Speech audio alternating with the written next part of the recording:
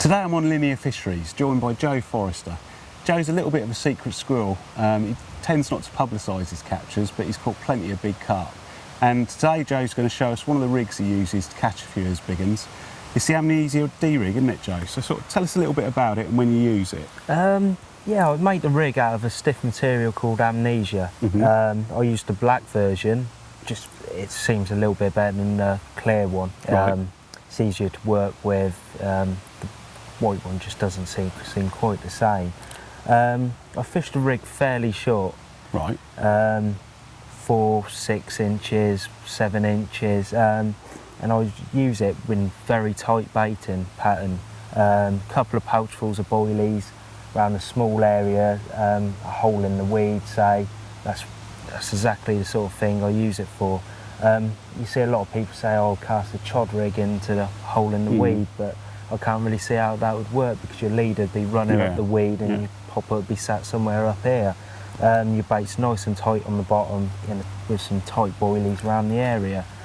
I use a size 4 big T hook with it. It's obviously got an in-turned eye. A lot of people, when they use stiff rigs, would use a stiff rig or a continental boilie hook, something with an out-turned eye. But I actually like the way the big T sits with the line, gives it a very aggressive angle. So that almost, whereas usually, like you say, with a stiff material like bristle filament, you'd use an out-turned eye so it doesn't close up the gape. Almost with this rig, with the in-turned eye, you're closing up the gape slightly, almost like a bit of shrink tube to give it that acute angle. That's exactly it. It's just giving it that angle, so as soon as that sort of touches around the fish's mouth, it spins on the loop at the bottom end or the swivel, and it just hooks them in the bottom lip every time. Again, I use a D at this end with a rig ring on it to attach the bait, and I attach the bait with ESP super floss or a bait floss. What, just threaded through the bait? Yeah. Like on a little loop? With a hair stop at one end and a few granny knots at the other end, just to secure it onto the ring.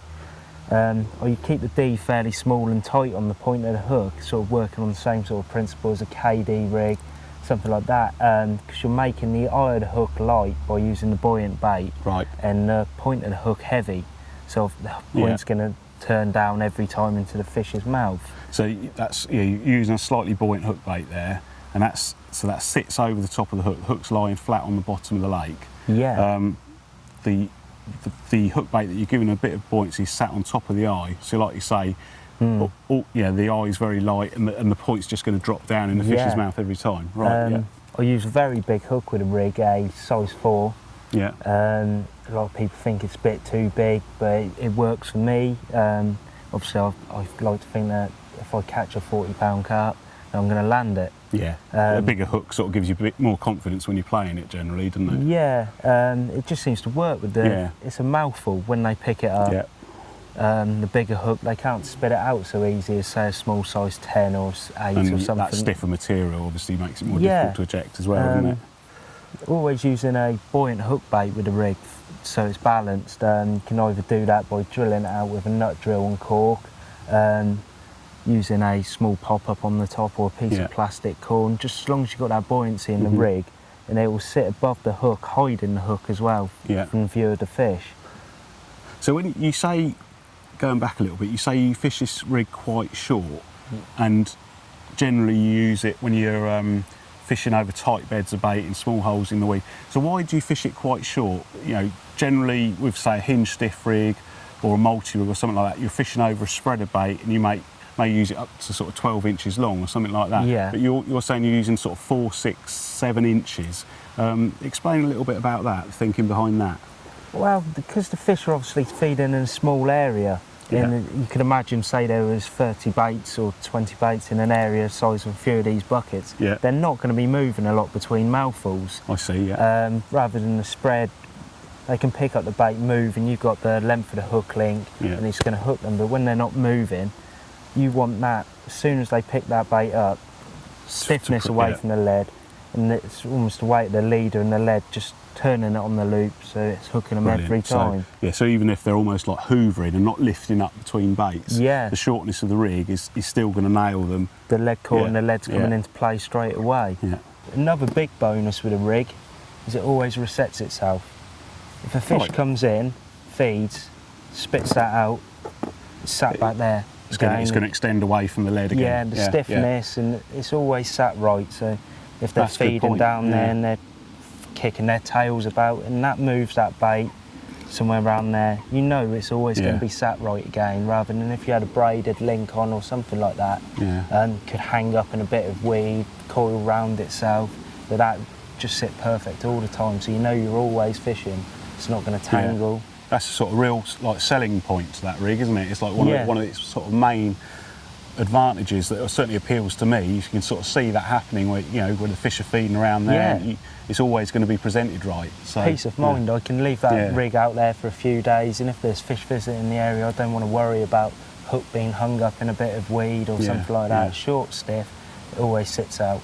And you generally use this on a helicopter rig with lead core. Is that's sort of your favourite way of presenting it? Yeah, I mean, I fish on the helicopter rig because that could land on a bit on the bottom. If I had it with an inline lead, it might kick up at an angle, something like that. With a helicopter rig, it comes back a bit every time. It's just going to lay nice and flat along the bottom. It's generally the best sort of lead setup to use with a stiff hook link, isn't it? Yeah. Because the lead's not really affecting the way the hook link lays down, is it? It's perfect every time.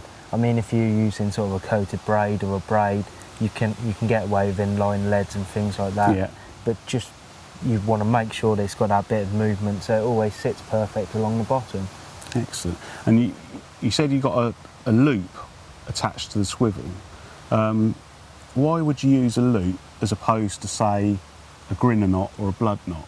Because generally, when you're using say bristle filament or amnesia, a lot of people use it's a 3-turn blood knot or something like that. When I first started using the rig, I did used to tie a blood knot. Having a discussion with someone last year, and he used a very similar rig, and he just used a loop, and a few people he knew used a loop, and it just sort of gave it that bit more movement. So I started tying up a few and having a look at it. Yeah. And I decided that it definitely does give it a lot more movement and help the hook turn down.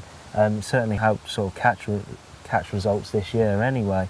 So it's one of those little things. It might just give you that extra couple of %, but you know, it might put 1 or 2 more big fish on the bank, and that extra little bit of confidence. Yes. Well, it certainly hasn't done any harm, and if it gets me an extra bite every 4 or 5 years, that will do for me. Brilliant. Okay, mate. So you've attached that to the hook with a Domhoff knot. I see you got a Domhoff knot with the D back through the eye and just blobbed with a lighter, same as you would, you know, on a chod rig or something like that.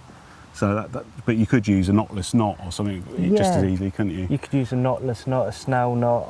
I use a Domhoff because I can, rather than taking a swivel back off my leader every time to attach it, I can tie the loop on first and then tie the hook on the second at the bottom end. Also, I like the way the Domhoff sort of kicks the hair off and angles to come back through, so it gives you a very small loop rather than one that would go down the shank. Back down the shank. It just seems to work. It's a very neat knot. Excellent. Well, thanks for showing us that, mate. That looks like a really, really good out-and-out big fish rig. Thanks very much, mate. Okay, cheers, Dave.